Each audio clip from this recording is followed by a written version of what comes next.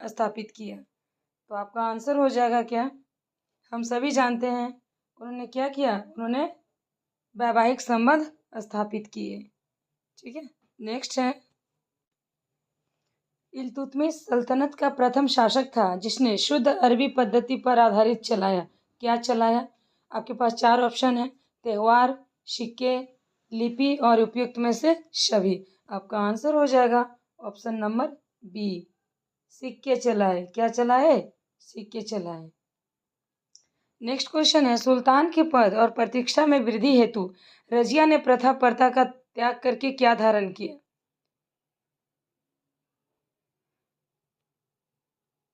प्रथा त्याग कर धारण किया। तो रजिया ने पर्दा का त्याग करके क्या धारण किया? तो आपके ऑप्शंस हैं, कुबा, कोट, जो एक कोट होता है, कुला मतलब टोपी, या फिर दोनों, या फिर सभी। तो आपको बताना है कि यहाँ पे आंसर क्या है आपका। आपका आंसर यहाँ पर हो जाएगा ऑप्शन सी, उन्होंने पर्दा प्रथा का त्याग करके कुबा और कुला ये दोनों को धारण कर लिया। इट मीन्स कि अब वो पुरुष के वेशभूषा पर रहती थी और अपने राज्य को अच्छे से चला रही थी, बिकॉज ये मुगल साम्राज्य की पहली शासिका थी, पहली महिला शासिका थी ये रजिया सुल्तान, जो कि 4 वर्षों तक इन्होंने अच्छे से अपने राज्य को चलाया था। नेक्स्ट क्वेश्चन है, पहली बार दिल्ली सल्तनत सीमाओं में घुसकर आक्रमण किया। किसने आक्रमण किया था पहली बार?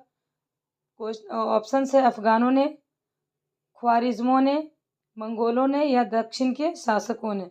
आपका आंसर हो जाएगा ऑप्शन नंबर सी, मंगोलों ने पहली बार दिल्ली सल्तनत की सीमा में घुसकर आक्रमण किया। नेक्स्ट क्वेश्चन है, 45 नंबर क्वेश्चन है, सर्वप्रथम मंगोलों ने दिल्ली सल्तनत के किस प्रदेश पर 1241 ईस्वी में आक्रमण किया था? आपके ऑप्शन है, लाहौर, पंजाब, चंदेरी और उपयुक्त में से कोई नहीं। सो आपका करेक्ट आंसर बन जाएगा क्या? Option number B, Punjab. ठीक है, ऑप्शन नंबर बी।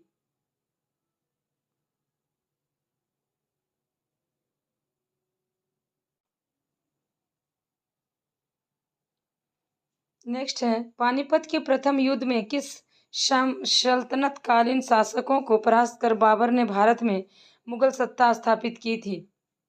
तो किसको पराजित करके बाबर ने भारत में मुगल सत्ता स्थापित की थी? आपके ऑप्शंस हैं, सिकंदर लोदी और इब्राहिम लोदी, खिरीज खां और बहलोल लोदी।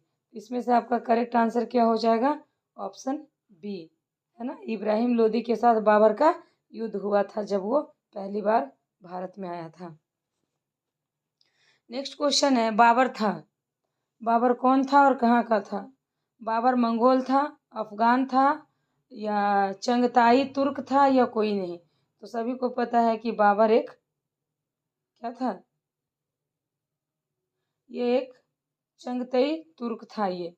ठीक है, नेक्स्ट क्वेश्चन है, बाबर का भारत पर प्रथम सैन्य अभियान किसके विरुद्ध था? बाबर का भारत पर प्रथम सैन्य अभियान किसके विरुद्ध था? लोदियों के, यूसुफजाइयों के, पंजाब के विरुद्ध, या उपरोक्त में से सभी? तो आपका आंसर यहाँ हो जाएगा लोदियों के, ऑप्शन नंबर ए। ठीक है, नेक्स्ट है, मेवाड़ के राणा सांगा और बाबर के बीच हुए युद्ध को किस नाम से जाना जाता है? राणा सांगा और बाबर के बीच जो युद्ध हुआ था वो किस नाम से जाना जाता है? आपके ऑप्शन है, हल्दी घाटी का युद्ध, पानीपत का युद्ध, खानवा का युद्ध, या चौसा का युद्ध। सभी जानते हैं कि वो खानवा के युद्ध के नाम से प्रसिद्ध था। जो बाबर और राणा सांगा के बीच हुआ था वो खानवा का युद्ध था। ठीक है, नेक्स्ट क्वेश्चन है, बाबर ने अपनी आत्मकथा तुजुके बाबरी की रचना किस भाषा में की है?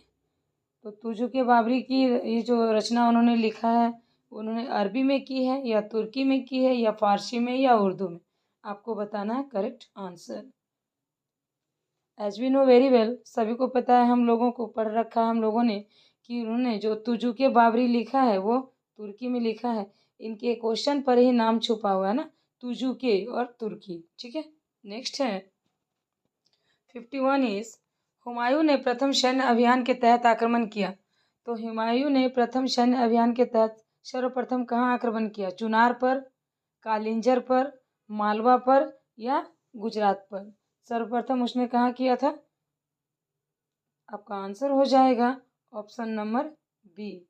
ठीक है, ऑप्शन नंबर बी, कालिंजर पर। नेक्स्ट है, चौसा का मैदान निम्नलिखित में से किस नदी के किनारे स्थित था? जो चौसा का मैदान है वो कहाँ था? गोमती नदी के किनारे, गंगा के किनारे, कर्मनाशा के किनारे या सोन नदी के किनारे? आपका आंसर हो जाएगा कर्मनाशा नदी के किनारे था क्या चौसा का मैदान। ठीक है, नेक्स्ट है, शेरशाह को भारत में द्वितीय अफगान राज का संस्थापक माना जाता था। यह सम्मान उसे किसे पराजित करने पर मिला था? द्वितीय अफगान राज का संस्थापक माना जाता था, तो ये जो सम्मान था किनको पराजित करके उन्होंने ये सम्मान हासिल किया था? शेरशाह सूरी ने। आपके ऑप्शंस हैं दौलत खां लोधी, हुमायूं लोधी, बाबर या उपयुक्त में से कोई नहीं। आपका आंसर क्या हो जाएगा? हुमायूं। ठीक है, Humayun, option number B. Next है, चोल राजाओं की राजधानी का नाम था। चोल राजाओं की राजधानी का क्या नाम था? अजमेर, तंजावुर, मथुरा या कन्नौज? ठीक है, आपके ऑप्शन अगेन हो जाएंगे ऑप्शन नंबर बी। चोल राजाओं की राजधानी का नाम तंजावुर था। नेक्स्ट क्वेश्चन है क्वेश्चन नंबर 55। कांसे की मूर्तियों के लिए कौन सा केंद्र प्रसिद्ध था? कांसे की मूर्ति के लिए कौन सा केंद्र प्रसिद्ध था? कालाबाई, ताराबाई, स्वामी मलाई या सभी? तो आपके ऑप्शन हो जाएंगे यहाँ पर ऑप्शन नंबर सी। 53 का ऑप्शन नंबर सी, स्वामी मलाई। नेक्स्ट है 56 नंबर क्वेश्चन इज, चोलकालीन कांस्य मूर्तियाँ किस तकनीक से बनती थी? ठीक है, चोलकालीन कांस्य मूर्तियाँ किस तकनीक से बनती थी? आपके ऑप्शंस हैं पूतलोम, कूतलोम, लुप्तलोम या इनमें से कोई नहीं। तो आपके आंसर क्या हो जाएंगे यहाँ पर? 56 का आंसर हो जाएगा ऑप्शन नंबर सी, लुप्तलोम के नाम से इस तकनीक से बनती थी। ठीक है, लुप्तलोम के तकनीक से बनती थी ये। नेक्स्ट है 57 नंबर क्वेश्चन इज, कांचीपुरम तथा मदुरै किस प्रकार के नगर थे? ये दोनों जो नगर थे वो किस प्रकार के थे आपके? आधुनिक नगर, मंदिर नगर, अतीत के नगर या सभी? तो आपका आंसर हो जाएगा यहाँ पर 57 का ऑप्शन नंबर बी हो जाएगा। ये मंदिर नगर थे, कांचीपुरम तथा मदुरै मंदिरों से भरा पड़ा है ये, और ये मंदिर नगर थे। दक्षिण भारत में नेक्स्ट 51 क्वेश्चन नंबर है, दक्षिण भारत में मणिग्रामम किस रूप में प्रसिद्ध था? मणिग्रामम किस रूप में? किल्ड के रूप में, बिल्ड के रूप में, गिल्ड के रूप में या विल्ड के रूप में? तो आपको बताना है कि आपका आंसर यहाँ पर क्या हो जाएगा? ऑप्शन नंबर सी हो जाएगा। दक्षिण भारत में मणिग्रामम गिल्ड, ठीक है, GILD गिल्ड के रूप में प्रसिद्ध था। Now 59 number question is, Vijayanagar साम्राज्य की स्थापना कब हुई थी? आपको बताना 1336 में, 1330 में, 1345 में या 1340 में? विजयनगर साम्राज्य की स्थापना की कब हुई थी? हम सभी को पता है कि वो 1336 में हुई थी। 59 नंबर क्वेश्चन का करेक्ट आंसर क्या हो जाएगा? 1336 में। ठीक है, 1336 में। नेक्स्ट क्वेश्चन है, 1336 ईस्वी में विजयनगर साम्राज्य का केंद्र स्थल था, कौन सा था? हम्पी, सलोनी, करतल या सभी? तो आपको बताना है, यहाँ पे आपका आंसर हो जाएगा ऑप्शन नंबर ए, हम्पी। 1336 में विजयनगर साम्राज्य का केंद्र बिंदु क्या था? हम्पी था। नेक्स्ट क्वेश्चन है 61 नंबर क्वेश्चन है, विजयनगर साम्राज्य की स्थापना किसके द्वारा की गई थी? हरिहर राय, बहादुर शाह, कृष्णदेवराय या इनमें से कोई नहीं? तो हरिहर और बुक्का दो भाई थे जिन्होंने ही विजयनगर साम्राज्य की स्थापना की थी। आपका आंसर हो जाएगा ऑप्शन नंबर ए। 62वां नंबर क्वेश्चन है, क्षेत्रीय भाषा के रूप में कौन सी भाषा का विकास हुआ है? क्षेत्रीय भाषा के रूप में, ठीक है, आपके ऑप्शंस हैं मलयालम, मराठी, बंगाली और तमिल। तो यहाँ पे आपका आंसर हो जाएगा ऑप्शन ए 62 का ऑप्शन नंबर ए, मलयालम। क्षेत्रीय भाषा के रूप में मलयालम भाषा का विकास हुआ था और हुआ है। क्वेश्चन नंबर 63 कह रहा है कि मलयालम भाषा में पहली सांस्कृतिक कृतियाँ कब लिखी गई?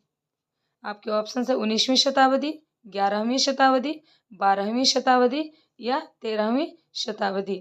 तो आपका आंसर हो जाएगा यहाँ पर ऑप्शन नंबर सी, 12वीं शताब्दी में सांस्कृतिक कृतियाँ लिखी गई। 64 नंबर क्वेश्चन है, ईस्ट इंडिया कंपनी की स्थापना कब की गई थी? ठीक है, 1600 में, 1602 में, 1664 में या 1598 में? तो हम लोग जानते हैं कि 1605 में अकबर की मृत्यु हुई थी और अकबर के राज में जब तक अकबर राजा था तब तक तो उन्होंने ईस्ट इंडिया कंपनी को कभी भी स्वीकृति नहीं दी थी, लेकिन 1600 में जब जहांगीर बनता है राजा, वो बनता है मुगल सल्तनत का वारिश, तब वो गद्दी पर जैसे ही बैठता है तो उनको बहला फुसलाकर अंग्रेज उनसे ईस्ट इंडिया कंपनी को लगाने की अनुमति ले लेते हैं। तो 1600 में वो स्थापना की गई थी। कब? ईस्ट इंडिया कंपनी की स्थापना 1600 ईस्वी में की गई थी।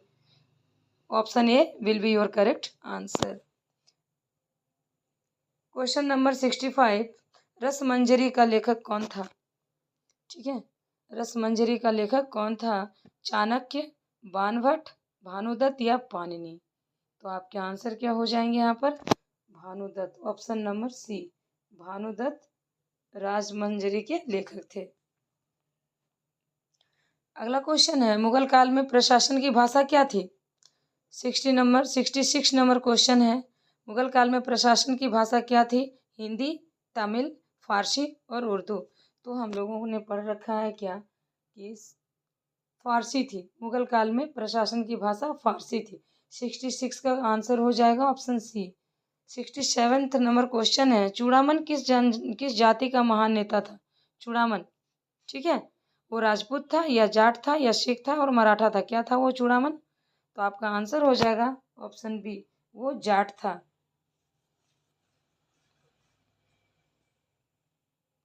नेक्स्ट क्वेश्चन है, किस काल में मराठा साम्राज्य का काफी विस्तार हुआ था? मराठा साम्राज्य का किस काल में काफी विस्तार हुआ था? 1705 से 20 तक में, 1720 से 40 तक में, 1720 से 61 में और 1740 से 70 तक में? तो आपके आंसर क्या हो जाएंगे? ऑप्शन नंबर सी, 1720 से लेकर के 61 तक में जो मराठों का साम्राज्य था उसमें काफी विस्तार आया था। नेक्स्ट है, पानीपत की तीसरी लड़ाई कब हुई थी? पानीपत की तीसरी लड़ाई 1761 में, 1740 में, 1750 में या 1748 में? तो आपके आंसर हो जाएंगे कि भाई पानीपत की तीसरी लड़ाई 1761 ईस्वी में हुई थी। नेक्स्ट है क्वेश्चन नंबर 70वां, खालसा की स्थापना किसके द्वारा की गई थी? खालसा की स्थापना की गई थी किसके द्वारा? गुरु गोविंद सिंह, गुरु नानक और बंदा बहादुर या गुरु अंगद? किसके द्वारा करवाई गई थी? तो आपका आंसर हो जाएगा ऑप्शन नंबर ए, गुरु गोविंद सिंह के द्वारा खालसा की स्थापना की गई थी। 71 नंबर क्वेश्चन है, मराठा राज्य की राजधानी कौन सी थी? मराठा राज्य की, ठीक है, तो मराठा राज्य की राजधानी कौन थी? आगरा, जयपुर, पुणे और सतारा? तो आपका आंसर क्या हो जाएगा? 71 का आंसर हो जाएगा 71 का आंसर हो जाएगा आपका ऑप्शन नंबर डी, सतारा। नेक्स्ट है, हैदराबाद राज्य का संस्थापक कौन था? हैदराबाद राज्य का संस्थापक कौन था? सआदत खान, अलवर्दी खान, निज़ाम उल मुल्क और रंजीत सिंह? अब आपको बताना है यहाँ पर, तो आपके आंसर हो जाएंगे ऑप्शन नंबर सी, निज़ाम उल मुल्क आसफ जहां, ये हैदराबाद राज्य का संस्थापक थे। क्वेश्चन नंबर 73, यूरोपीय व्यापारिक कंपनियों के भारत आक्रमण का क्रम क्या है? पहला है पुर्तगाली, ब्रिटिश, डच और फ्रांसीसी। दूसरा है पुर्तगाली, फ्रांसीसी, डच और ब्रिटिश। तीसरा है पुर्तगाली, डच, ब्रिटिश और फ्रांसीसी और चौथा है ब्रिटिश, पुर्तगाली, डच और फ्रांसीसी। तो आपका आंसर क्या हो जाएगा? सबसे पहले भारत में कौन आया था? भारत में आने वाले में आपको क्रमानुसार सेट करना है। सबसे पहले आए थे पुर्तगाल, वास्को डी गामा। उससे भी पहले आए थे क्रिस्टोफर, 1498 में आया था क्रिस्टोफर, और ये आए थे जल मार्ग से आए थे ये, ठीक है। तो सबसे पहले पुर्तगाली आए थे, फिर डच आए, फिर ब्रिटिश आए और फिर बाद में फ्रांसीसी आए। तो आपका option number C will be correct answer. उसके बाद है 74 नंबर क्वेश्चन है, व्यापारिक उद्देश्य से भारत आने वाला प्रथम यूरोपीय कौन था? जो व्यापार की दृष्टि से आया था, व्यापार करने के उद्देश्य से आया था, वैसा कौन था? तो आपके ऑप्शंस है अल्वारेज क्रेबाल, दूसरा है वास्को डी गामा, तीसरा है हेनरिक और चौथा है कोई नहीं। तो व्यापार के दृष्टि से आया था वो बंदा था आपका option number B Vasco da Gama. ठीक है, वास्को डी गामा आया था व्यापार की दृष्टि से।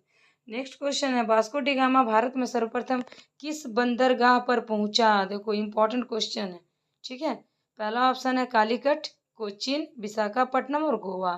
तो सभी को पता है ना कि भाई इंडिया में जो जल मार्ग का रास्ता है वो कालीकट से होकर खुलता है। तो कालीकट केरला, वहाँ से होकर के लोग भारत में बड़ी आसानी से घुस जाते हैं जल मार्ग के जरिए। तो ये वास्को डी गामा भी उधर ही से आया था। नाउ 76वां नंबर क्वेश्चन है, डचों ने भारत में अपनी सर्वप्रथम बस्ती कहाँ पर बसाई? तो जब डच भारत आए तो अपनी एक बस्ती बसा ली। बोलो, आपसे पूछ रहा है कि कहाँ पर बसाए? मछलीपट्टनम, कोचीन, सूरत और पुलिकट। तो आपको यहाँ पर बताना है, आंसर हो जाएगा आपका ऑप्शन नंबर ए। वो डच भारत आते ही अपनी बस्ती बसा लिए कहाँ? मछलीपट्टनम एक जगह है वहाँ पर। अगला क्वेश्चन है, डचों ने अपने स्वर्ण निर्मित पेगोडा सिक्के कहाँ से जारी किए? ऑप्शन है पुलिकट, दूसरा है बालाशोर, तीसरा है कालीकट और चौथा है सूरत। तो आपका आंसर हो जाएगा पुलिकट, ऑप्शन नंबर ए। ऑप्शन नंबर ए हो जाएगा। ठीक है, पुलिकट। नेक्स्ट है, भारत में आने वाला प्रथम अंग्रेज कौन था? Captain Hawkins, sir Thomas Munro, दोनों, या फिर जॉन मिल्टन हॉल? आपको बताना है कि सबसे पहले कौन आया था। तो सबसे पहले आने वाला अंग्रेज था आपका option number a captain Hawkins. Next question है 79 नंबर, अंग्रेजों ने अपना प्रथम कारखाना कहाँ पर स्थापित किया? आपके ऑप्शन है हुगली, स्वालती, सूरत और मछलीपट्टनम। तो हम सब लोग जानते हैं कि अंग्रेजों ने अपना प्रथम कारखाना आते ही सूरत में खोला था। Option C will be your correct answer. Next question है, करम शाह, 18 नंबर क्वेश्चन है, करम शाह एवं टीपू ने किस आंदोलन का नेतृत्व किया था? करम शाह और टीपू सुल्तान ने चुआर विद्रोह, कोल विद्रोह, पागलपंथी विद्रोह या भील विद्रोह? ठीक है, तो योर ऑप्शन विल बी पागलपंथी विद्रोह का नेतृत्व करम शाह और टीपू सुल्तान ने किया था। नेक्स्ट क्वेश्चन है, निम्न में से कौन सा आंदोलन पश्चिमी भारत में हुआ था? ऑप्शन है भील विद्रोह, कोल विद्रोह, चुआर विद्रोह और खांसी विद्रोह। तो आपके आंसर यहाँ पर हो जाएंगे सबसे पहला ऑप्शन नंबर ए, भील विद्रोह का शुरुआत पश्चिमी भारत में हुआ था। नेक्स्ट क्वेश्चन है 82 नंबर, निम्न में से गलत विकल्प का चयन करिए। गलत विकल्प का चयन करना है आपको। यहाँ पे 4 ऑप्शंस दिए गए हैं उनके डेथ के साथ। कोल विद्रोह 1831-32, सन्यासी विद्रोह 1763, चुआड़ विद्रोह 1769 और संथाल विद्रोह 1885 से 55 से 56। अब आपको बताना है कि यहाँ सबसे करेक्ट कौन है। गलत का चुनना है, ठीक है, गलत को चुनना है, गलत वर्ड मत भूलिएगा आप लोग, गलत को चुनना है। तो बाकी सब सही है, सिर्फ आपका जो ऑप्शन बी है सन्यासी विद्रोह, ये गलत है। ठीक है, तो आंसर आपका क्या हो जाएगा? Option number B. नेक्स्ट है 83वां नंबर क्वेश्चन है, सन्यासी विद्रोह का मुख्य कारण क्या था? धार्मिक मामलों में सरकारी हस्तक्षेप, जमींदारों और किसानों की बेदखली, सन्यासियों के पूजा पाठ पर प्रतिबंध और अंग्रेज सेना की ज्यादती, मतलब उसका उत्पीड़न। तो क्या है आपका सही आंसर हो जाएगा जमींदार और किसानों की बेदखली। ठीक है, इससे सन्यासियों में आंदोलन का मुख्य कारण यही था, जमींदारों और किसानों की बेदखली। अगला क्वेश्चन है, कौन सा विद्रोह 1854 से 1862 तक चला? रंपा विद्रोह, संथाल विद्रोह, कोल विद्रोह और नील विद्रोह। तो आपका आंसर क्या हो जाएगा यहाँ पर? ऑप्शन नंबर डी, नील विद्रोह 1854 से 1862 तक चला था। यही तो वो विद्रोह था जो 1857 की क्रांति करवाया था। नाउ नेक्स्ट है आपका क्वेश्चन अगला किस विद्रोह के नेता सिंधु और कान्हू थे? 85 नंबर सवाल है। किस विद्रोह के नेता सिंधु और कान्हू थे? कोल विद्रोह, संथाल विद्रोह, रंपा विद्रोह और कक्ष विद्रोह। अब आपको बताना है, तो यहाँ पर आपका आंसर हो जाएगा संथाल विद्रोह, ऑप्शन बी हो जाएगा संथाल विद्रोह। 86 नंबर क्वेश्चन है, अंग्रेजी सेना के भारतीय सिपाहियों ने पहली बार कब अपने अंग्रेज सैन्य अधिकारियों के विरुद्ध विद्रोह किया? तो 4 ऑप्शन है आपके पास। पहला है बक्सर का युद्ध 1764 के समय, प्रथम आंग्ल अफगान युद्ध के समय, प्लासी के युद्ध के समय 1757 में, या फिर 1857 की क्रांति के समय। तो वो कौन सा टाइम पीरियड रहा था, अब आप लोगों को यहाँ पे बताना है। So your answer will be option number ए, बक्सर का युद्ध 1764। ठीक है। नेक्स्ट क्वेश्चन है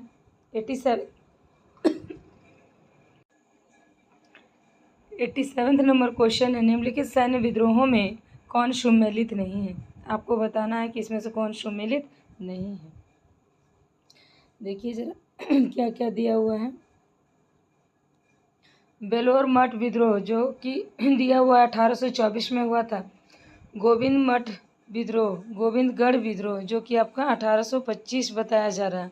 बैरकपुर विद्रोह 1824 और सोलापुर विद्रोह 1838। तो कह रहा है कि कौन सा इसमें सम्मिलित नहीं है, तो बिना देरी किए हम लोग इसका आंसर करेंगे, ऑप्शन नंबर बी हो जाएगा गोविंदगढ़ विद्रोह 1825, ये सम्मिलित नहीं है। ठीक है।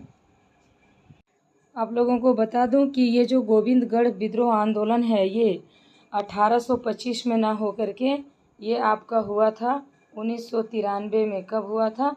1993 में। और क्यों हुआ था कि इसमें जो कस्टम ड्यूटी लगाने के विरोध किसानों ने जनसभा की थी और इसमें बड़ी संख्या में जो है कि मेव कस्तर शामिल थे। तो ये किसानों ने किया था, आम सभा था, और ये 1993 की बात है। ठीक है। नेक्स्ट क्वेश्चन है, ब्रिटिश सेना में सेवारत भारतीय सैनिकों का पहला सैनिक विद्रोह कहाँ हुआ था? ठीक है। ब्रिटिश सेना में जो भारतीय सैनिक इंक्लूड थे, शामिल थे, उन लोगों का पहला सैनिक विद्रोह कहाँ हुआ था? आपसे पूछ रहा है, जगह पूछ रहा है, कहाँ हुआ था। ऑप्शन है पटना में, बैरकपुर में, वेलोर में और मेरठ में। तो आपका आंसर इसमें क्या हो जाएगा? ऑप्शन नंबर सी हो जाएगा, बेलोर में। सैनिकों का पहला सैनिक विद्रोह बेलोर में हुआ था। ठीक है। नेक्स्ट क्वेश्चन है, निम्नलिखित में से कौन सा स्थान 1857 के विद्रोह का केंद्र बिंदु नहीं था? आपके ऑप्शंस हैं बरेली, झांसी, आरा और मद्रास। तो इनमें से कौन सा नहीं था? बिना देरी किए हम लोग आगे बढ़ेंगे। इसका ऑप्शन नंबर डी हो जाएगा, मद्रास। ठीक है, वो विद्रोह का केंद्र बिंदु नहीं था। आगे है 90 नंबर क्वेश्चन, उड़ीसा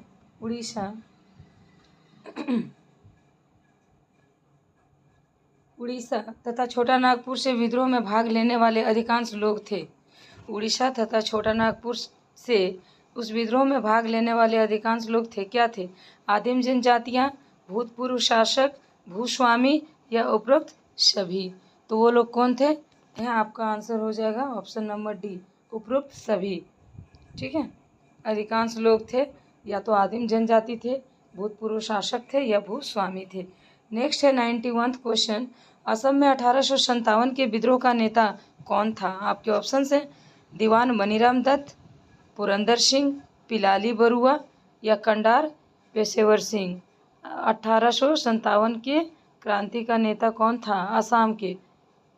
तो आपका आंसर हो जाएगा दीवान मनी दत्त, ऑप्शन ए हो जाएगा।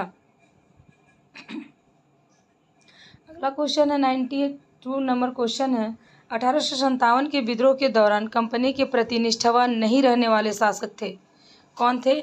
बंगाल के जमींदार, कश्मीर का राजा गुलाब सिंह और डूंगरपुर का महाराजा जसवंत सिंह या सल्तनत के इस पार के सिखों के सरदार। तो कौन 1857 के विद्रोह के दौरान कंपनी के प्रति निष्ठावान नहीं रहने वाले शासक थे? तो ऐसे शासक में किनका नाम आता है? डूंगरपुर का महाराजा जसवंत सिंह, है ना, ऑप्शन नंबर सी। ये निष्ठावान नहीं थे कंपनी के समर्थक नहीं थे ये। ठीक है, option number D Jaswant Singh. अगला क्वेश्चन है, मैकाले ने अपना पहला मिनट्स कब पेश किया था? मैकाले मिनट्स को हम लोग जानते हैं, तो कब उसने पेश किया था? 1834 में, 1835 में, 1836 में या फिर 1837 में? आपका आंसर हो जाएगा 93 नंबर का यहाँ पर ऑप्शन बी हो जाएगा। 1835 में मैकाले ने अपना मिनट्स पेश किया था। अगला क्वेश्चन 94 नंबर है, मैकाले किस वर्ग में अंग्रेजी शिक्षा को प्रसारित करना चाहते थे? ठीक है, वो किस वर्ग में अंग्रेजी शिक्षा को प्रसारित करना चाहते थे? पुरोहित वर्ग में, व्यापारी वर्ग में, उच्च भारतीय वर्ग में और जन समूह में? तो आपका आंसर 94 का क्या हो जाएगा? उच्च भारतीय वर्ग में, ऑप्शन सी हो जाएगा। नेक्स्ट है, सर चार्ल्स वुड कौन था? सर चार्ल्स वुड कौन थे भाई? यहाँ पे आपको बताना है। गवर्नर जनरल थे, या शिक्षा बोर्ड के अध्यक्ष थे, या बोर्ड ऑफ कंट्रोल के अध्यक्ष थे, या और सर्वोच्च न्यायालय के न्यायाधीश थे? तो वो कौन थे? वो option number C board of control के अध्यक्ष थे। ठीक है, नेक्स्ट क्वेश्चन है 96 नंबर, कह रहा है ये हंटर आयोग का गठन क्यों किया गया था? हंटर आयोग है ना, हम लोग एसएसटी में पढ़ते सुनते आ रहे हैं हंटर आयोग। आपको कह रहा है कि उसका गठन क्यों किया गया था? वुड नीति पत्र के कार्यों की समीक्षा करने के लिए, या मैकाले के मिनट्स की समीक्षा के लिए, या शिक्षण संस्थाएं खोलने के लिए, या शिक्षण पाठ्यक्रम तैयार करने के लिए? तो किस लिए खोला गया था ये, किस लिए इसका गठन किया गया था? ए नंबर आपका आंसर हो जाएगा।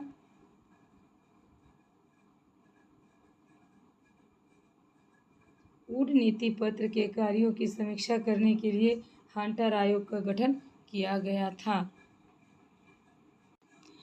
97 नंबर क्वेश्चन है, इनमें से किसने शिक्षा प्रसार के लिए प्रयास किया था? इनमें से किसने शिक्षा प्रसार के लिए प्रयास किया था? आपके ऑप्शंस हैं राजा राम मोहन राय, स्वामी दयानंद सरस्वती, ईश्वर चंद्र विद्यासागर, या ये सभी? तो क्या करेक्ट ऑप्शन हो जाएगा आपका? आपका करेक्ट आंसर हो जाएगा ऑप्शन नंबर डी, कि ये सभी लोग जो थे उन्होंने शिक्षा प्रसार के लिए प्रयास किया था। राजा राम मोहन राय, स्वामी दयानंद सरस्वती और ईश्वर चंद्र विद्यासागर, ये सभी। अगला क्वेश्चन है 98 का, मुसलमानों में शिक्षा का प्रसार किसने किया था? मुसलमानों में, ठीक है,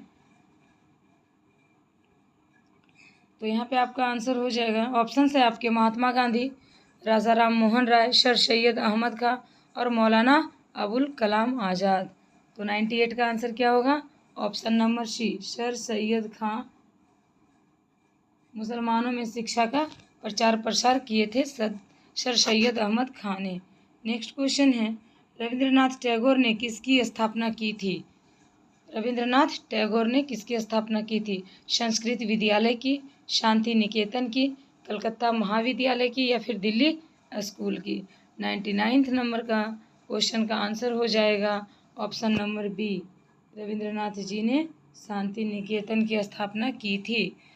अगला क्वेश्चन है, सामाजिक सुधार के क्षेत्र में, ये हमारा 100वां नंबर क्वेश्चन है, 100वां नंबर क्वेश्चन है, 100th क्वेश्चन है। सामाजिक सुधार के क्षेत्र में राजा राम मोहन राय ने कौन सा महत्वपूर्ण योगदान दिया था? आपके ऑप्शन हैं विधवा विवाह का विरोध, सती प्रथा का समर्थन, जाति पाति का विरोध और पाश्चात्य शिक्षा का समर्थन। तो 100 नंबर का आंसर क्या हो जाएगा आपका? डी, पाश्चात्य शिक्षा का समर्थन उन्होंने किया था। राजा राम मोहन राय ने अपना योगदान दिया था उसमें। 101 नंबर क्वेश्चन है, रनाडे ने किसके सहयोग से विधवा आश्रम संघ की स्थापना की थी? रनाडे ने विधवा आश्रम संघ की स्थापना की थी। ईश्वर चंद्र विद्यासागर, आरजी भंडारकर, डी के कर्वे और विष्णु शास्त्री। तो 101 नंबर का आंसर हो जाएगा आपका डी के कर्वे। ये जो थे इन्होंने ही विधवा विवाह आश्रम की स्थापना की थी, विधवा आश्रम की स्थापना की थी। 102 नंबर क्वेश्चन है,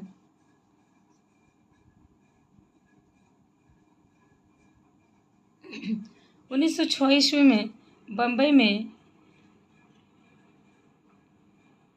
1906 ईस्वी में बम्बई में प्रथम भारतीय महिला विश्वविद्यालय की स्थापना किसने की थी? आपके ऑप्शन है आत्माराम पांडुरंग, महादेव गोविंद रनाडे, आरजी भंडारकर और डीके कर्वे। 102 नंबर का आंसर हो जाएगा हमारा ऑप्शन डीके कर्वे। तो डीके जो कर्वे जी थे, इन्होंने 1906 ईस्वी में बम्बई में प्रथम भारतीय महिला विश्वविद्यालय की स्थापना की थी। नेक्स्ट क्वेश्चन है,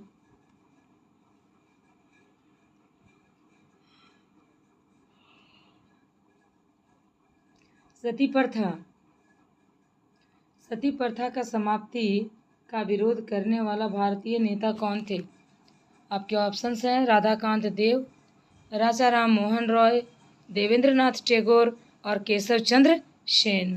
तो 103 नंबर क्वेश्चन का आंसर हो जाएगा ऑप्शन नंबर ए, राधाकांत देव।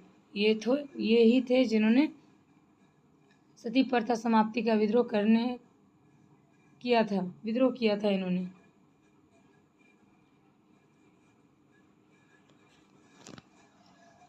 नेक्स्ट क्वेश्चन है, भारत में किसकी प्रेरणा से महिला आंदोलन शुरू हुआ?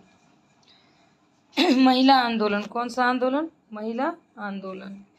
आपके ऑप्शन है रमाबाई रनाडे, दूसरा है हीराबाई टाटा, तीसरा है श्रीमती एनी बेसेंट, चौथा है श्रीमती राधा बाई सुब्बारायन। आपको बताना है कि करेक्ट वन कौन सा है। सो बिना डिले किए मैं बताती हूँ कि इसका आंसर ऑप्शन ए है रमाबाई रनाडे। अगला क्वेश्चन है 105 नंबर, स्त्री शिक्षा की दिशा में प्रथम प्रयास किसके द्वारा किया गया था? ध्यान रखेंगे, प्रथम प्रयास बोला है। ऑप्शन हैं डीके कर्वे, ईश्वरचंद्र विद्यासागर, बहराम जी मालावारी और ईसाई मिशनरीज। तो स्त्री शिक्षा की दिशा में प्रयास किसने किया था?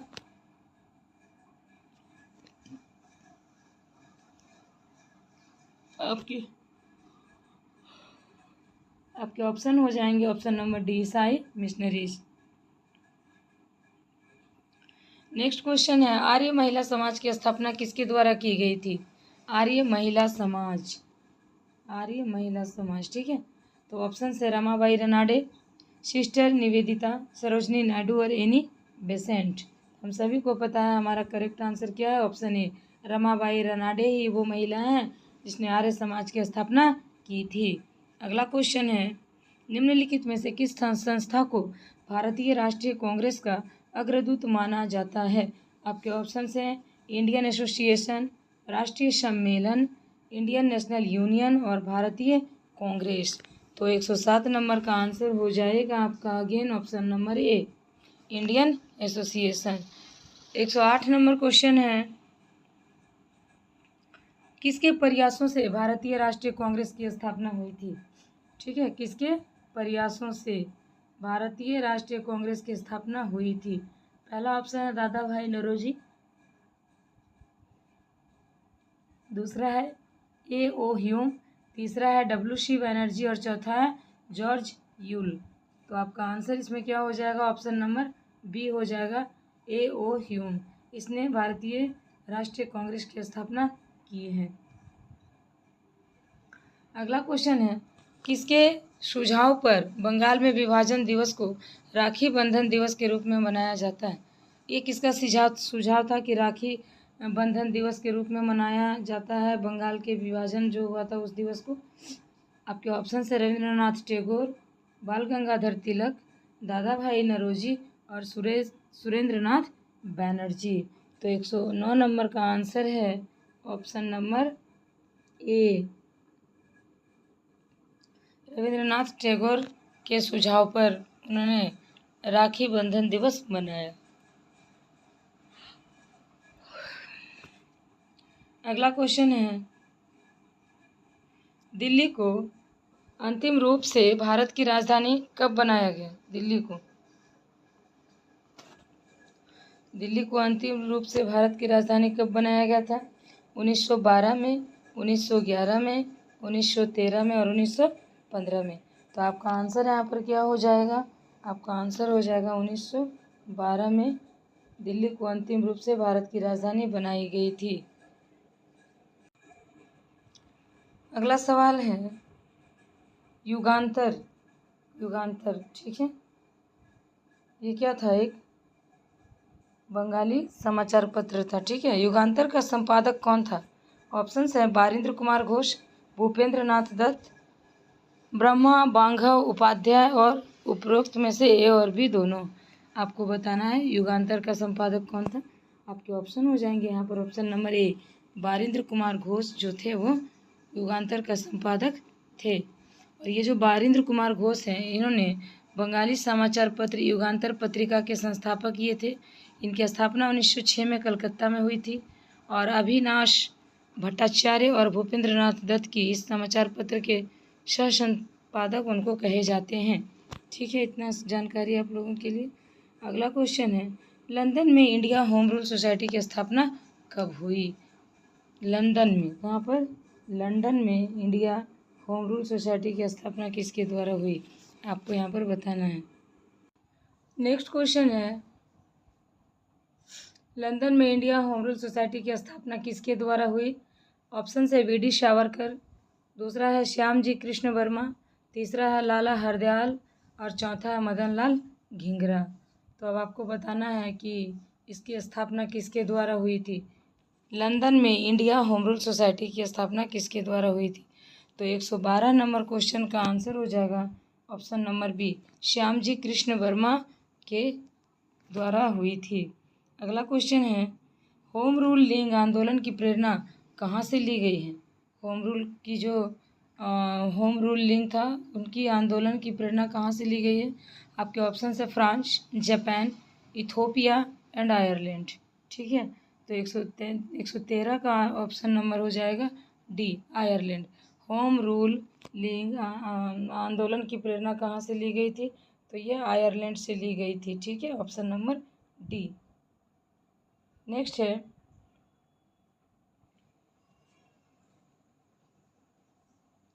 होम रूल लिंग आंदोलन की प्रेरणा कहाँ से ली गई है? यही था ना अभी हम लोग जो डिस्कस किए हैं, 113 नंबर, जिसका आंसर था डी, आयरलैंड। चौथा है, गांधी जी को महात्मा कहकर सर्वप्रथम किसने संबोधित किया था? दादा भाई नौरोजी ने, बाल गंगाधर तिलक ने, रविंद्रनाथ टैगोर ने और सुभाष चंद्र बोस ने। तो आपका करेक्ट आंसर क्या हो जाएगा?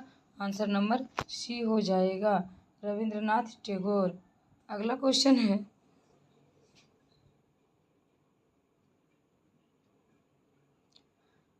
115वां नंबर क्वेश्चन है, जलियांवाला बाग हत्याकांड के विरोध में नाइटहुड की उपाधि किसने वापस कर दी थी? जैसे आपके ऑप्शंस हैं महात्मा गांधी, शंकरन नायर, तेज बहादुर स्प्रू और रविंद्रनाथ टैगोर। अब आपको यहाँ पर बताना है कि 115 नंबर का आंसर सच में क्या होगा। तो आपका आंसर यहाँ पर हो जाएगा रविंद्रनाथ टैगोर। और जलियांवाला बाग हत्याकांड के विरोध में जो नाइटहुड की उपाधि मिली थी। और आपको मैं यहाँ पे थोड़ा सा बताना चाहूँगी कि ये जो रविंद्रनाथ टैगोर हैं, इन्होंने जलियांवाला बाग हत्याकांड, जिसमें ब्रिटिश सेना के हाथों से 379 एटलीस्ट हम कह सकते हैं कि 380 लोगों की जानें गई थी और उन्हें बड़ी ही निर्ममता से मारा गया था, जिसमें ब्रिटिश सेना के हाथों से 379 जो इनोसेंट पीपल थे, जो निर्दोष लोग थे, वो मारे गए थे। इसी के विरोध में ब्रिटिश सरकार को नाइटहुड की उपाधि उन्होंने लौटा दी कि नहीं, ये तुम लोगों ने ठीक नहीं किया और अब जब तुम कर लिए हो तो हम इसको एक्सेप्ट नहीं करेंगे, आप इसको रखिए। और उन्होंने इसको लौटा दिया था, ठीक है। और ये कब की बात है? ये 13 अप्रैल 1919 में, जब भारतीय स्वतंत्रता संग्राम में एक महत्वपूर्ण मोड़ आया था, ठीक। और उस दिन पंजाब और उत्तर भारत के कुछ हिस्सों में लोकप्रिय फसल उत्सव बैसाखी थी और अमृतसर में स्थानीय निवासियों ने उस दिन एक बैठक भी आयोजित की थी। तो ये सब जब जलियांवाला बाग नामक एक पार्क में अंग्रेज़ों के आदेश के खिलाफ लोग वहाँ पर एकत्र हुए थे, तो उसमें उस बाग की चारदीवारी में फाटक छोटे छोटे थे। विरोध शांतिपूर्ण था और सभा में स्वर्ण मंदिर जाने वाले तीर्थयात्री शामिल भी थे, जो केवल पार्क से गुजर रहे थे, और कुछ जो विरोध करने नहीं आए थे। ऐसे वैसे भी लोग थे जो लड़ाई झगड़ा करना नहीं चाहते थे, वो लोग भी आए थे।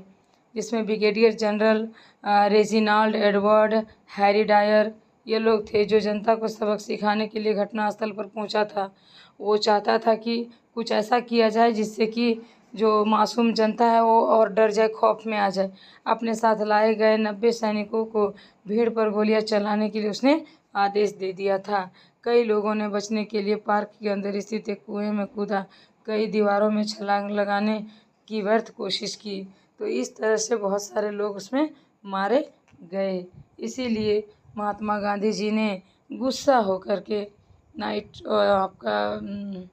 नाइटहुड की उपाधि लौटा दी थी, क्योंकि उस समय इतने लोगों की जान जा रही थी स्वतंत्रता के लिए, इतने लोग अपनी प्राणों की आहुति दे रहे थे कि उन्हें बहुत ही ज़्यादा सदमा लगा टैगोर जी को कि अगर मेरे इंडियंस, मेरे भारतीय भाई बहन इस तरह से इन लोगों के जुल्म के शिकार हो रहे हैं और ये लोग मुझे सम्मान दे रहा है, नाइटहुड की उपाधि दे रहा है, क्या ही मतलब बनता है इन सब का।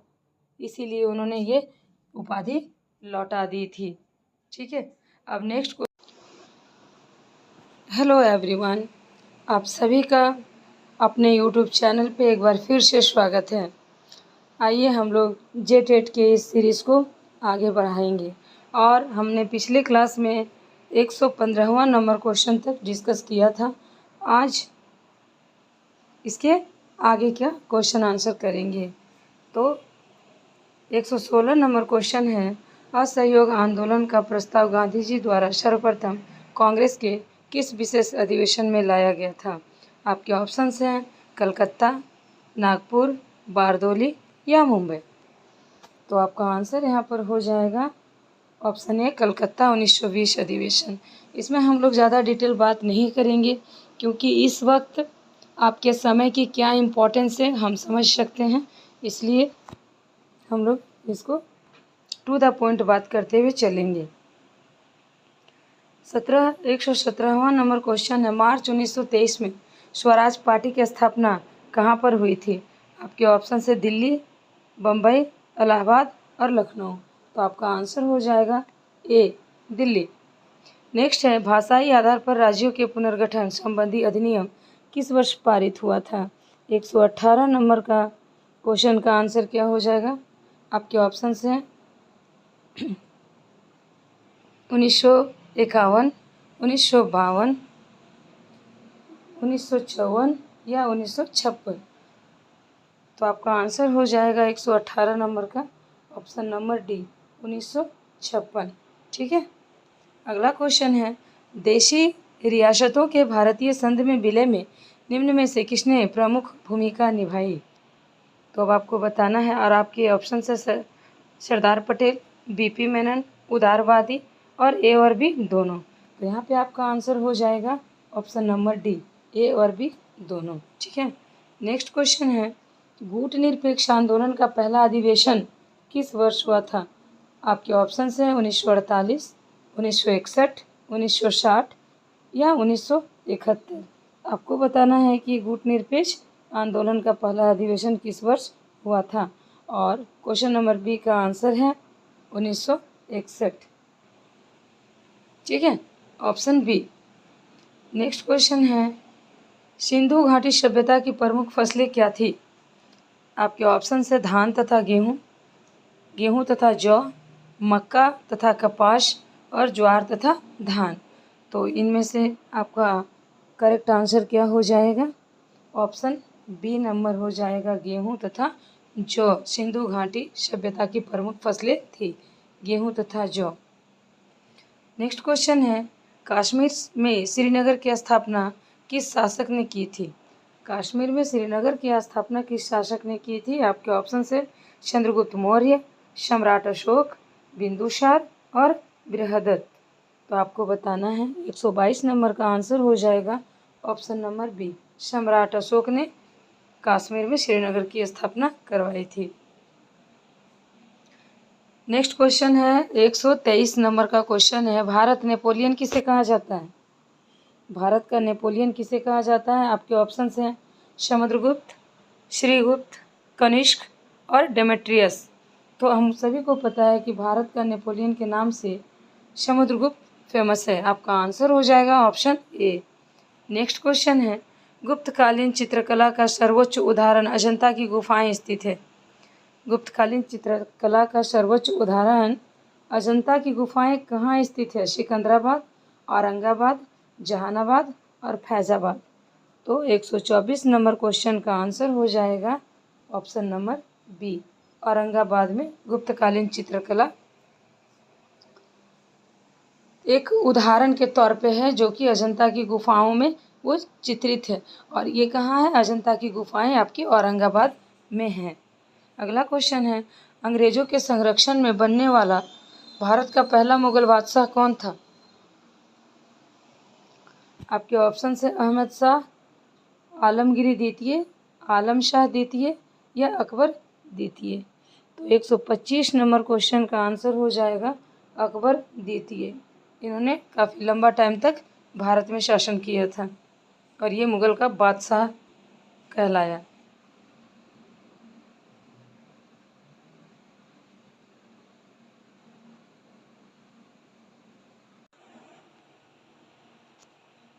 ध्यान रखिए, ये वो जोधा वाला अकबर नहीं थे, ये अकबर द्वितीय थे। ये 126 नंबर क्वेश्चन है, प्रसिद्ध ग्रंथ हर्षचरित के रचनाकार हैं कौन है? हर्षचरित किसने लिखा है? आपके ऑप्शन है अशोक घोष, विशाखा दत्त, बाणभट्ट या हरिसेन। 126वां नंबर क्वेश्चन का आंसर हो जाएगा कि हर्षचरित्र लिखा है बाणभट्ट ने। Option number C will be our correct answer. Next question है 127वां नंबर, फॉरवर्ड ब्लॉक नामक संस्था की स्थापना किसने की थी? Forward block. आपके ऑप्शन हैं रास बिहारी बोस, सुभाष चंद्र बोस, एस.एन. गिल और भगत सिंह। तो 127वां नंबर क्वेश्चन का आंसर हो जाएगा option B, Subhash Chandra Bose. Next है, लोधी वंश के संस्थापक कौन थे? ऑप्शंस हैं बहलोल लोधी, सिकंदर लोधी, इब्राहिम लोधी और दौलत खां लोधी। तो 128 नंबर का क्या हो जाएगा? ऑप्शन ए हो जाएगा बहलोल लोधी। और ये बहुत ही लड्डू क्वेश्चन था। इंडियन एजुकेशन डिस्पैच में कौन संबंधित था? ये 129वां नंबर का क्वेश्चन है, इंडियन एजुकेशन डिस्पैच से कौन संबंधित था? मुनरो, लॉरेंस, चार्ल्स वुड और नेहरू। तो आपको बताना है। इसका आंसर हो जाएगा option number C, Charles Wood. ठीक है, इंडियन एजुकेशन डिस्पैच से चार्ल्स वुड जुड़े थे, इसीलिए इसको वुड डिस्पैच भी कहा जाता था। नेक्स्ट क्वेश्चन है 130वां नंबर, हिंदुस्तान में कम्युनिस्ट पार्टी की स्थापना कब हुई थी? आपके ऑप्शन है 1920 में, 1921 में, 1923 में या 1925 में। आपको बताना है कि कब हुई थी। तो आपका आंसर हो जाएगा ऑप्शन नंबर डी, 1925 में कम्युनिस्ट पार्टी की स्थापना हुई थी। नेक्स्ट क्वेश्चन है, किस वेद में प्राचीन वैदिक युग की संस्कृति के बारे में सूचना दी गई है? किस वेद में? किसकी? प्राचीन वैदिक युग की। आपके ऑप्शन है ऋग्वेद, यजुर्वेद, सामवेद और अथर्ववेद। तो 131वां नंबर का क्वेश्चन का आंसर हो जाएगा ऋग्वेद, ऑप्शन ए, क्योंकि ऋग्वेद बहुत ही पुराना और बहुत इम्पोर्टेंट वेद है। नेक्स्ट क्वेश्चन है, कौटिल्य के अर्थशास्त्र में किस पहलू पर प्रकाश डाला गया है? कौटिल्य, चाणक्य, चंद्रगुप्त मौर्य के गुरु, जो कि बहुत ही बड़ा विद्वान थे और इनको राजनीतिक में बहुत महारत हासिल थी। कैसे इन्होंने एक अदने से बच्चे को उठा करके सम्राट बना देता है। तो आपके ऑप्शन है आर्थिक जीवन, राजनीतिक नीतियाँ, धार्मिक जीवन और सामाजिक जीवन। तो आई थिंक कि इसका आंसर सभी लोगों को पता है। क्या? राजनीतिक नीतियाँ, उनकी राजनीतिक नीतियाँ, ऑप्शन बी। उनकी जो चाणक्य है, कौटिल्य हैं, इनकी राजनीतिक नीतियाँ एकदम इतनी स्ट्रांग होती थी कि ये किसी को भी चाहे तो राजा बना सकता था और किसी को भी रंक, जैसे कि घनानंद के साथ किया। घनानंद को एकदम नेस्तनाबूद कर दिया, ख़त्म कर दिया, और चंद्रगुप्त को, एक नॉर्मल बच्चे को उठा करके बादशाह बना दिया, सम्राट बना दिया। तो इनकी राजनीतिक नीतियाँ बहुत स्ट्रांग थी। इस पहलू पे इन्होंने प्रकाश डाला है और इन्होंने ही अर्थशास्त्र किताब भी लिखी है और ये भी पूरा राजनीतिक नीतियों पर आधारित है। नेक्स्ट क्वेश्चन है, निम्न में से कौन सिकंदर के साथ भारत आने वाला इतिहासकार नहीं था? अभी आप लोग देखिए, ये नहीं वाले क्वेश्चन को आप लोग ज़रूर ध्यान रखिएगा, क्योंकि मोस्ट ऑफ द स्टूडेंट्स यहीं पे गलती करते हैं, वो नहीं वाला ना देख करके यस में आंसर कर देते हैं। तो यहाँ पे आपके ऑप्शंस हैं नियाकर्ष और एनासीक्रिटिस और एरिस्टोबुल्स और है हेरोडोट्स। तो आपको बताना है कि सही आंसर क्या है। तो आई थिंक कि ये ऑप्शन निरियाकस भी आए थे और एनासीक्रिटिस भी आए थे और आपके एरिस्टोबुल्स भी आए थे। नहीं आने वाला सिर्फ क्या है, तो हेरोडोट्स नहीं आए थे। किनके साथ? सिकंदर के साथ। आपका आंसर क्या हो जाएगा? आपका आंसर हो जाएगा ऑप्शन डी। ठीक है, अगला क्वेश्चन है, दक्षिण अफ्रीका यात्री इब्न बतूता किसके शासनकाल में भारत आया था? तो मोरक्को का ये इब्न बतूता किसके शासनकाल में भारत आया था? ऑप्शन है हुमायूं, अकबर, मोहम्मद बिन तुगलक या अलाउद्दीन खिलजी। तो आप लोग बताइए इसका सही आंसर क्या है? आपका सही आंसर हो जाएगा मोहम्मद बिन तुगलक। मोहम्मद बिन तुगलक के काल में ये भारत आया था। अगला क्वेश्चन है, एशिया माइनर स्थित बोगाज कोई का महत्व इसलिए है कि तो बोगाज कोई का महत्व इसलिए है कि वहाँ से जो भी अभिलेख प्राप्त हुए हैं उनमें 4 वैदिक देवताओं इंद्र, वरुण, मित्र और नासत्य का उल्लेख मिलता है। यह मध्य एशिया और तिब्बत के बीच एक महत्वपूर्ण व्यापारिक केंद्र था और वेद के मूल ग्रंथ की रचना यहीं हुई थी या इनमें से कोई नहीं। तो आपको बताना है कि सही आंसर क्या है, और आपका सही आंसर हो जाएगा ऑप्शन नंबर ई, कि वहाँ से जो भी अभिलेख प्राप्त हुए हैं उनमें इंद्र, वरुण, मित्र और नासत्य की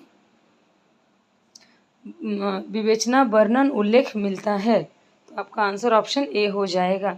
अगला क्वेश्चन है, अशोक के अधिकांश अभिलेख किस भाषा व लिपि में हैं? ठीक है, तो अशोक के अधिकांश अभिलेख किस भाषा या लिपि में हैं? तो आपके ऑप्शन है प्राकृत व ब्राह्मी लिपि, संस्कृत व ब्राह्मी लिपि, पाली व ब्राह्मी लिपि या फिर हिंदी व ब्राह्मी लिपि। तो हम जैसा कि सब लोग जानते हैं, हम लोगों ने एसएसटी में पढ़ रखा है कि जब बात अशोक की आती है तो प्राकृत भाषा को इन्होंने सबसे ज़्यादा इम्पोर्टेंस दिया था। इट मीन्स कि option A will be your correct answer. ठीक है, नेक्स्ट क्वेश्चन है, ऐहोल प्रशस्ति का रचयिता रविकृति किस चालुक्य शासन का दरबारी कवि था? ऐहोल प्रशस्ति का रचयिता रविकृति। तो रविकृति का जो नाम आया है वो किस चालुक्य शासक का दरबारी कवि था? आपके ऑप्शन से पुलकेशियन प्रथम, पुलकेशियन द्वितीय, विक्रमादित्य प्रथम और विक्रमादित्य द्वितीय। आपका करेक्ट ऑप्शन हो जाएगा option number B. Option number B, Pulakeshin द्वितीय। अगला है, भारत में प्राचीनतम मुद्रा माना जाता है, किसको माना जाता है? आहत सिक्के को, एंड्रॉक बैक्टीरियन सिक्के को, सीथियन सिक्के को या पार्थियन सिक्के को। तो 138 नंबर क्वेश्चन का आंसर हो जाएगा आहत सिक्के को प्राचीनतम मुद्रा माना जाता है। नेक्स्ट क्वेश्चन है, 1526 ईस्वी में बाबर ने किस वंश के शासक को परास्त कर मुगल साम्राज्य की नींव डाली थी? 1526 की बात हो रही है। मुगल शासक ने किस वंश के शासक को परास्त किया था? बाबर ने किसको परास्त किया था? आपके ऑप्शन से सैयद वंश, लोदी वंश, तुगलक वंश या खिलजी वंश। तो 139 का आंसर है आपका लोदी वंश। उन्होंने किसको पराजित किया था? बहलोल लोदी को। 114 नंबर क्वेश्चन है, किस युद्ध में जीतने के उपरांत बाबर ने खजाने का मुंह अमीरों और सगे संबंधियों आदि के लिए खोल दिए और इस उदारता के लिए उसे कलंदर की उपाधि दी गई थी? ठीक है, बाबर की बात हो रही है यहाँ पर।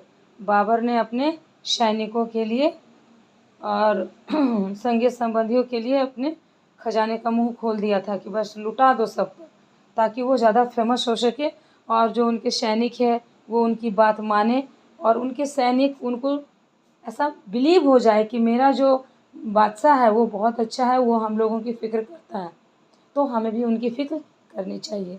ऐसा ये सब करने के लिए उन्होंने पूरी तरह से खजाने को लुटाया और उन्हें तभी कलंधर की उपाधि मिली थी। ठीक है, तो आपसे पूछा गया है कि किस युद्ध के जीतने के उपरांत।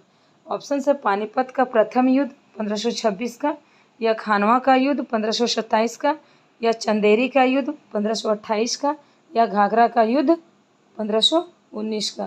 तो 140वें नंबर क्वेश्चन का आंसर हो जाएगा कि पानीपत का प्रथम युद्ध। जब ही वो आया था भारत में और पानीपत का प्रथम युद्ध जब वो लड़ा 1526 में, वो लड़ा ओस लोधी के साथ और वो जीत गया। तो भारत में अपना पैर जमाने के लिए इसने क्या किया, अपने खजाने का मुंह पूरी तरह से खोल दिया, ताकि जो इसकी जनता है, जो इसके सैनिक वर्ग के लोग हैं, जो इनके लिए लड़ रहे थे, उन लोगों को इन पर फुल्ली फेथ हो जाए कि जो हमारा बादशाह है वो हमारे हित में सोचता है और हमें भी उनके हित में सोचना चाहिए, और वो पूरी निष्ठा के साथ इनका साथ दे। क्योंकि ये अभी अभी तो भारत में आया है, इनको जमने के लिए, पैर जमाने के लिए, भारत में अपना लोहा मनवाने के लिए इनको अपने सैनिकों की ज़रूरत थी, और ये हर हाल में उस कमी को पूरा करना चाहते थे, जिसके लिए इन्होंने पानीपत का युद्ध जीतते ही अपने खजाने का मुंह पूरी तरह से खोल दिया था। ठीक है, आई थिंक कि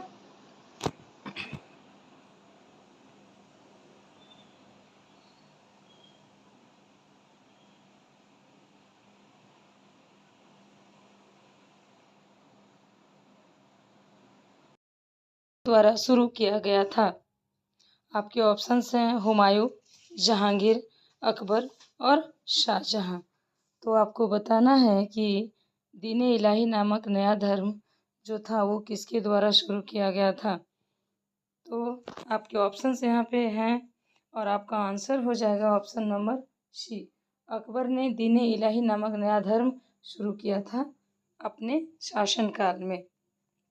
नेक्स्ट है प्रसिद्ध मुस्लिम शासिका चांद बीबी जिसने बरार को अकबर को सौंपा, निम्नलिखित में से किस राज्य से संबंधित था। तो मुस्लिम शासिका चांद बीबी किस राज्य से संबंधित थी वो, बीजापुर, गोलकुंडा, अहमदनगर और बरार। तो आपके आंसर हो जाएंगे option number C, Berar, Ahmednagar. ठीक है, अहमदनगर हो जाएगा। अगला है किसने मुगल साम्राज्य की राजधानी को आगरा से दिल्ली स्थानांतरित की थी। मुगल साम्राज्य की राजधानी को आगरा से दिल्ली स्थानांतरित करने वाले शासक कौन थे। आपके ऑप्शन है जहांगीर, औरंगजेब, हुमायूं और शाहजहां। ठीक है, आपको बताना है कि उस समय आगरा से दिल्ली स्थानांतरित करने वाले शासक कौन थे। तो आपके आंसर हो जाएंगे ऑप्शन नंबर डी, शाहजहां ने ही मुगल साम्राज्य की राजधानी को आगरा से दिल्ली शिफ्ट किया था, स्थानांतरित किया था। नेक्स्ट क्वेश्चन है किस मुगल शासक को उपवनों उद्यानों में अत्यंत अभिरुचि के कारण उपवनों का राजकुमार और मालियों का मुकुट कहा गया। तो इसमें ये भी मुगल शासक ही थे। तो अब आपको बताना है कि किनको ये उपनाम मिला था उपवनों का राजकुमार। आपके ऑप्शन है बाबर, हुमायूं, अकबर और शाहजहां। तो आपको यहाँ पर करेक्ट वन बताना है और हमारा करेक्ट वन क्या हो जाएगा, बाबर को। ये उपाधि किनको मिली थी, बाबर को मिली थी। ठीक है, अगला क्वेश्चन है कौन सा पहला शासक था, मुगल शासक था जिसने साम्राज्य के पतन के बाद भारतीय साम्राज्य में काबुल और कंधार को शामिल किया। आपके ऑप्शन है बाबर, हुमायूं, अकबर और जहांगीर। तो 145वें नंबर क्वेश्चन का आंसर क्या हो जाएगा, ऑप्शन नंबर ए हो जाएगा। ठीक है, नेक्स्ट है अकबर के दरबार के सुलेखकार का नाम क्या है जिसने जरीन कलम या स्वर्ण कलम के नाम से सम्मानित किया गया था। अब अकबर के दरबार के सुलेखकार का नाम क्या है। एक सुलेखकार थे उनके दरबार में जिसे जरीन कलम या स्वर्ण कलम के नाम से सम्मानित किया गया था। उनको ये सम्मान मिला था, उनको इस तरह का स्वर्ण कलम के नाम का सम्मान मिला था। तो वो कौन थे अकबर के दरबार में? आपके ऑप्शंस हैं अबुल फजल, तानसेन, महमूद सैन और महमूद नाशिश। तो आपको बताना है कि करेक्ट वन क्या हो जाएगा। और यहाँ पर आपके ऑप्शन हैं, करेक्ट आंसर है option number C, Mahmud Hussain. अगला सवाल है, भारत में यूरोपीय शक्तियों के प्रवेश के संदर्भ में कौन सा कथन सही नहीं है? तो आपको इस नहीं वर्ड का ध्यान रखना है कि यूरोपीय शक्तियों के प्रवेश के संदर्भ में कौन सा है कथन जो सही नहीं है। और आपका पहला है, पुर्तगालियों ने 1499 में ईस्वी में गोवा पर कब्जा किया था। नेक्स्ट है, अंग्रेजों ने अपना पहला कारखाना दक्षिण में मसूलीपट्टनम में लगाया। नेक्स्ट है, पूर्वी भारत में अंग्रेजी कंपनी ने 1633 ईस्वी में उड़ीसा में पहला कारखाना खोला। या डी नंबर है, डुप्ले के नेतृत्व में फ्रांसीसियों ने 1746 में मद्रास पर कब्जा किया था। आपको बताना है कि करेक्ट आंसर क्या है। और यहाँ पर आपका जो करेक्ट आंसर है, इट मीन्स कि जो नहीं है, जो कथन सही नहीं है, वो ए नंबर है कि पुर्तगालियों ने 1499 में गोवा पर कब्जा कर लिया। यही गलत है, बाकी सब सही है। तो आपका ऑप्शन क्या हो जाएगा? वो आपका ऑप्शन ए हो जाएगा। नेक्स्ट क्वेश्चन है, भारत का बादशाह उस समय कौन था जब ब्रिटेन की ईस्ट इंडिया कंपनी की स्थापना हुई थी? भारत का बादशाह उस समय कौन था जब ईस्ट इंडिया कंपनी भारत आई थी और अपनी स्थापना की थी? ब्रिटेन के ईस्ट इंडिया कंपनी की स्थापना हुई थी, तब भारत का बादशाह कौन था? आपके ऑप्शन है औरंगजेब, जहांगीर, अकबर और हुमायूं। ठीक है, तो इसका आंसर क्या हो जाएगा? ऑप्शन नंबर सी हो जाएगा इसका आंसर। अकबर थे उस समय, अकबर बादशाह थे जब ब्रिटेन की ईस्ट इंडिया कंपनी की स्थापना हुई थी। अगला क्वेश्चन है, मद्रास में इंग्लिश ईस्ट इंडिया कंपनी के अधिवास के स्थान को किस नाम से जाना जाता था? मद्रास में इंग्लिश ईस्ट इंडिया कंपनी के अधिवास के स्थान को किस नाम से जाना जाता था? आपके ऑप्शंस हैं Fort William, Fort St George और एलिफस्टन सर्किल और मार्बल पैलेस। तो आपको बताना है कि करेक्ट वन क्या हो जाएगा। और आपके करेक्ट आंसर यहाँ पर हैं option number B, Fort St George. Next question है, बाल विवाह प्रथा को नियंत्रित करने हेतु 1872 के सिविल मैरिज एक्ट ने लड़कियों के विवाह की न्यूनतम आयु निर्धारित की थी। वो निर्धारित आयु उम्र सीमा क्या थी? एक तो ये बात याद रखिएगा, बाल विवाह से जुड़ा है। नियंत्रित करने हेतु 1872 में सिविल मैरिज एक्ट का गठन किया गया। तो उसमें क्या बोला गया कि जो लड़कियों की विवाह है वो उसके लिए एक आयु सीमा निर्धारित की गई। तो ऑप्शन से 14 वर्ष, 16 वर्ष, 18 वर्ष और इनमें से कोई नहीं। तो आपका आंसर क्या हो जाएगा? यहाँ पर आपके ऑप्शन हो जाएगा ऑप्शन ए, 14 वर्ष की उम्र सीमा विवाह के लिए निर्धारित की गई। और किसकी? तो लड़कियों की। नेक्स्ट क्वेश्चन है, अखिल भारतीय किसान सभा के प्रथम सत्र की अध्यक्षता किसने की थी? ठीक है, स्वामी सहजानंद, इंदु लाल याज्ञिक और एन जी रंगा और पीसी जोशी। तो आपको यहाँ पर बताना है अखिल भारतीय किसान सभा के प्रथम सत्र की अध्यक्षता की थी स्वामी सहजानंद सरस्वती, स्वामी सहजानंद ने। और कब की थी उसकी अध्यक्षता? प्रथम सत्र की थी, है ना? किस सत्र की? तो प्रथम सत्र की। आपको थोड़ा यहाँ और बताना चाहूँगी कि ये कब हुई थी।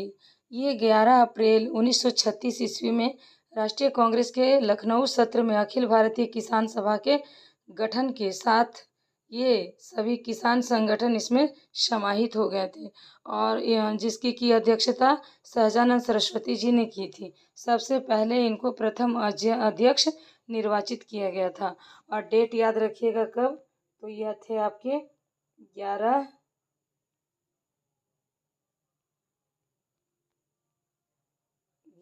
अप्रैल 1936, 36। ठीक है, स्वामी सहजानंद की अध्यक्षता में ये हुआ था। नेक्स्ट है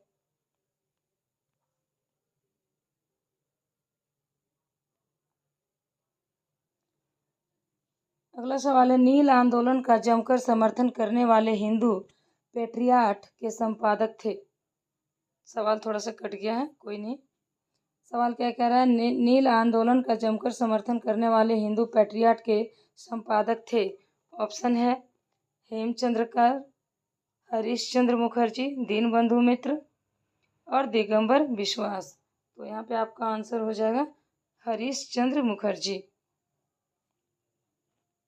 नेक्स्ट क्वेश्चन है, वर्ष 1925 ईस्वी में मद्रास में आत्मसम्मान आंदोलन चलाने वाले ईवी रामास्वामी नायर का लोकप्रिय नाम क्या है? आपके ऑप्शंस है पेरियार, महानात्मा, नानू आसन, अन्ना और इनमें से कोई नहीं। तो यहाँ पर आपका करेक्ट आंसर क्या हो जाएगा? पेरियार महानात्मा। और इस आंदोलन को चलाने के लिए एक गठन की स्थापना की गई थी, जो कि 1925 में, कब? 1925 ईस्वी में एस रामनाथन ने की थी। और जिन्होंने ईवी रामास्वामी, जिन्हें उनके अनुयायी पेरियार के नाम से जानते थे, उनको ब्राह्मणवाद के खिलाफ भारत के तमिलनाडु में आंदोलन का नेतृत्व करने के लिए आमंत्रित भी किया था। नेक्स्ट क्वेश्चन है, सुमेलित करिए।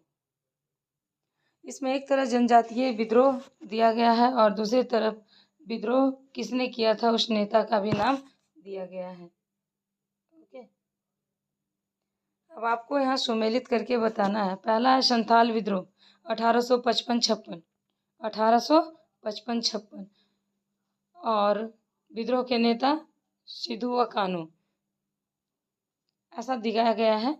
अभी आपको सुमेलित करना है। संथाल विद्रोह 1855-56 और आपका हो गया मुंडा विद्रोह 1899 से लेकर के 1900 तक। फिर है ताना भगत आंदोलन 1914-15 और रंपा विद्रोह 1922 से 24। अब आपको ये जो जितने भी जनजातीय विद्रोह हैं उनको विद्रोह के नेता के साथ सिंधु कानू, बिरसा मुंडा, जतरा भगत और अलूरी सीताराम, इन सब के साथ मैच करना है। तो 4 ऑप्शन यहाँ पर दिए गए हैं, आप लोग देखिए यहाँ पे ABCD। आपको बताना है कि इसका करेक्ट ऑप्शन क्या है।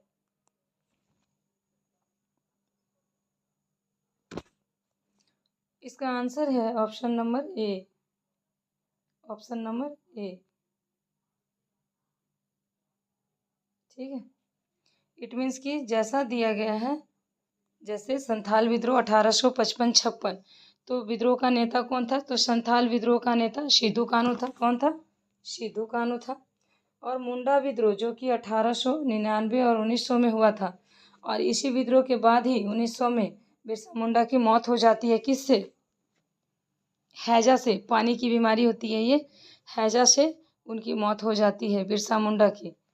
तो ये जो मुंडा विद्रोह है, इनके नेता कौन थे? इसके विद्रोह के नेता बिरसा मुंडा थे। अगला है ताना भगत आंदोलन, जो कि 1914 प्रथम वर्ल्ड वार के साथ शुरू हुआ था, 14 से 15 तक चला था। और इसके जो नेता थे, विद्रोह के नेता, वो जतरा भगत थे और कुछ अन्य लोग भी थे। नेक्स्ट है रंपा विद्रोह, जो 1922 में चौरा चोरी हत्याकांड के आसपास का ये विद्रोह हुआ था। वो अल्लूरी सीताराम राजू ने उसका विद्रोह का नेता थे वो। तो आपका ऑप्शन यहाँ पर क्या हो जाएगा? आपके ऑप्शंस हो जाएंगे यहाँ पर ए नंबर, ए नंबर।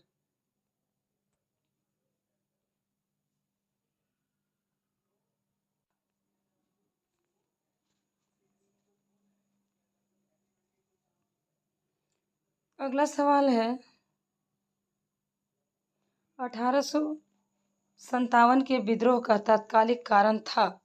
तो यहाँ 4 ऑप्शंस आपके दिए गए हैं, आपको बताना है कि उसका तात्कालिक कारण क्या था।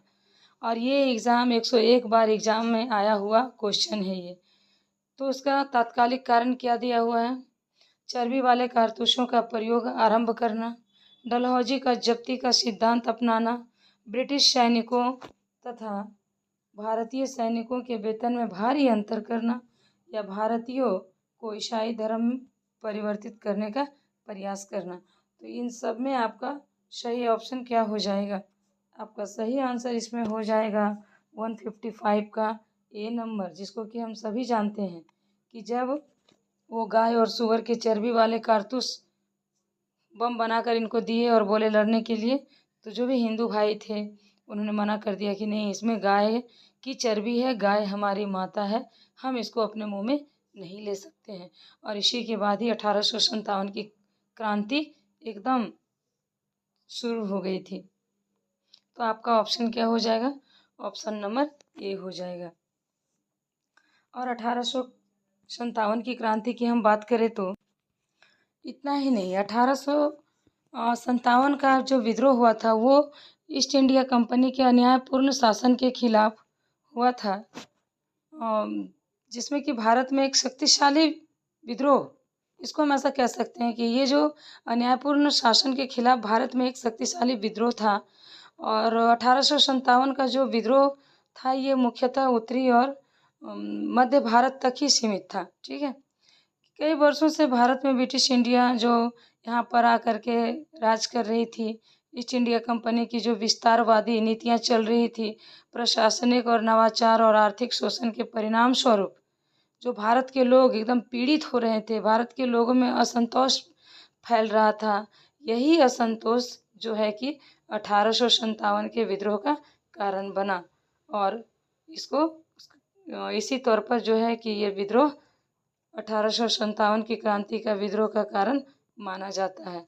बहुत अन्याय हुआ था भारतीयों पर, तनख्वाह में भी बहुत ज़्यादा अंतर कर दिए थे वो लोग, यहाँ के लोगों के और ब्रिटिश के सैनिकों के जो तनख्वाह था उसमें भी अंतर पाया जाता था। लेकिन सबसे मोस्ट रीज़न क्या था? चर्बी वाले कारतूसों का प्रयोग आरंभ करना। इसके बाद हमारा है अगला क्वेश्चन है, महारानी विक्टोरिया ने भारतीय प्रशासन को ब्रिटिश ताज के नियंत्रण में लेने की घोषणा कब की थी? महारानी विक्टोरिया की बात हो रही है यहाँ पर, महारानी विक्टोरिया जो कि अच्छी शासिका थी। तो भारतीय प्रशासन को ब्रिटिश ताज के नियंत्रण में लेने की घोषणा कब की? आपके ऑप्शंस हैं 1 नवंबर 1858, 31 नवंबर 1857, 6 नवंबर 1858 या 17 नवंबर 1859। आपको बताना है कि इसका करेक्ट आंसर क्या है। इसका करेक्ट आंसर है ऑप्शन ए, 1 नवंबर 1858 को ब्रिटिश ताज के नियंत्रण में लेने की घोषणा कर दी कि भारतीय प्रशासन अब ब्रिटिश के अंदर आएगा और अब जो ब्रिटिश महारानी है विक्टोरिया वो शासन को चलाएगी।